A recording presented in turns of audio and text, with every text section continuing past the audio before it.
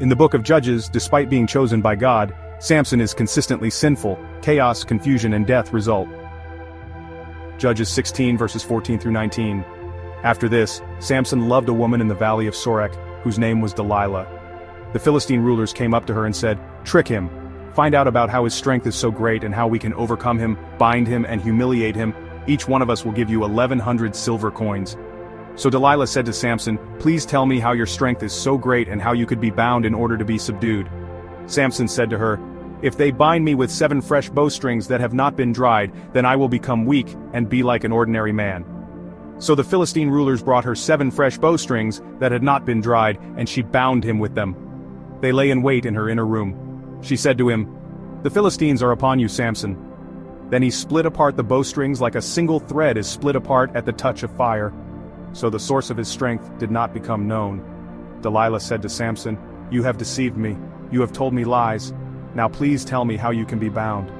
He said to her, "If they bind me with new ropes that have never been used, then I will become weak and be like an ordinary man."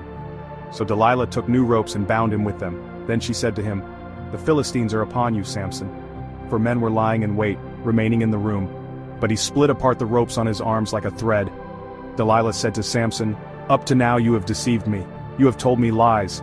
Tell how you can be bound." He said to her, "If you weave 7 locks of my hair into the fabric on the loom and fasten it with the pin, then I will become weak and be like an ordinary man." So Delilah lulled him to sleep and wove 7 locks of his hair into the fabric on the loom. She fastened it with the pin and said to him, "The Philistines are upon you, Samson." He awakened from his sleep and tore away from the loom pin and the fabric. She said to him, "How can you say, 'I love you,' when your heart is not with me? You have deceived me these 3 times and have not told me how your strength is so great."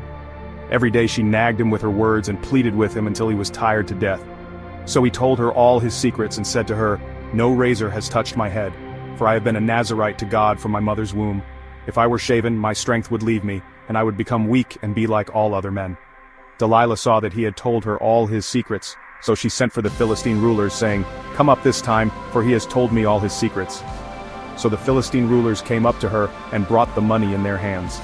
Delilah lulled Samson to sleep on her knees and called for a man to shave off the 7 locks of his hair. Then she began to humiliate him, and his strength left him. She said, "The Philistines are upon you, Samson." Then he awakened from his sleep and thought, "I will go out as before and shake myself free of them." He did not know that the Lord had left him. The Philistines seized him and gouged out his eyes. They took him down to Gaza, bound him with bronze chains, and he ground grain in prison. Yet after it had been shaven, the hair on his head began to grow back.